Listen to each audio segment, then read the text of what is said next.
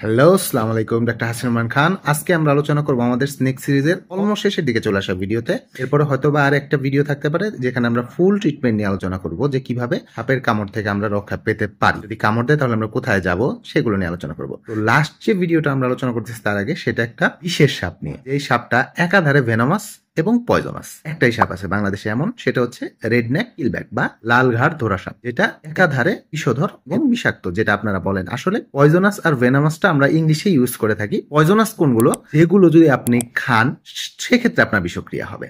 আর venomous হচ্ছে যদি আপনার শরীরে ইনজেক্ট করা হয়, পুশ করা হয়, রক্তের সাথে মিশে যায়, তাহলে আপনার বিষক্রিয়া হবে। এটা হচ্ছে দুটার মধ্যে বেসিক পার্থক্য। এখন চলে আসি হচ্ছে এই সাপটার পয়জন এবং ভেনম নিয়ে। এখন এই সাপটার পয়জনটা থাকে এই সাপটার গলায় নোকাল গ্ল্যান্ড আছে, সেই গ্ল্যান্ডে। কিন্তু এই পয়জনটা সে নিজে তৈরি করে না।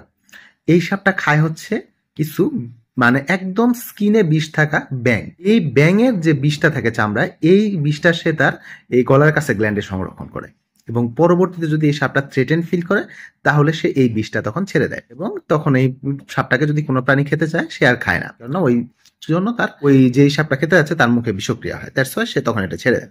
এটা তার একটা সেলফ ডিফেন্স। আর এর যে ভেনমটা থাকে, ইউজুয়ালি সাপের ভেনম থাকে হচ্ছে সামনের দুটো বিষ দাঁত। আমি ছবিতে দেখাচ্ছি যে কোথায় থাকে। এই সাপটার বিষটা থাকে হচ্ছে পিছনের চোয়ালের পিছনের দাঁতে। এটাকে বলা হয় রেয়ার ফ্যাংড স্নেক, অর্থাৎ পিছনের চোয়ালে যে বিষটা থাকে। এই জন্য এই সাপটা যদি অল্প সময় কামড় দেয়, ইউজুয়ালি বিষটা ঢালে না। যদি একটা লম্বা সময় ধরে এটা আপনাকে বাইট দিয়ে রেখে দেয়, সেই ক্ষেত্রে কি হবে? এক্ষেত্রে বিষটা আপনার বডিতে ইনজেক্ট করতে পারে। বিষটা হচ্ছে হেমোটক্সিন টাইপের, অর্থাৎ আপনার রক্ত ভেঙে যাওয়া শুরু করবে, জায়গাটা সোয়েল হয়ে যাবে, ফুলে যাবে। বিষটা কি খুব ডেঞ্জারাস? খুব ডেঞ্জারাস না, কিন্তু এটার কোনো অ্যান্টিভেনম নাই। তাই যদি দেখা যায় যে অতিমাত্রায় ঢালে, সেই ক্ষেত্রে আপনার কিডনি ফেল হতে পারে এবং সেই ক্ষেত্রে আপনি মারা যেতে পারেন। তাই এটা মেডিকেলি ইম্পর্টেন্ট। আমাদের দেশে পাওয়া যায়, চট্টগ্রাম এবং সিলেট অঞ্চলে পাওয়া যায়। ওই এরিয়ার পাহাড়ি অঞ্চল থেকে শুরু করে আপনি এটা আপ টু মালয়েশিয়া পর্যন্ত এটার হ্যাবিটেট, এই জায়গায় পুরোটাতে এটা পাওয়া যায়। তো এই সাপটা আপনার দেখতে খুবই সুন্দর লাগে, আপনারা তো অবশ্যই ছবিতে তখন দেখলেন।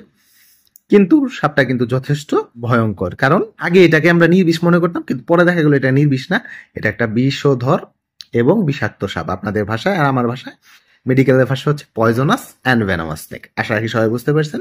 ধন্যবাদ।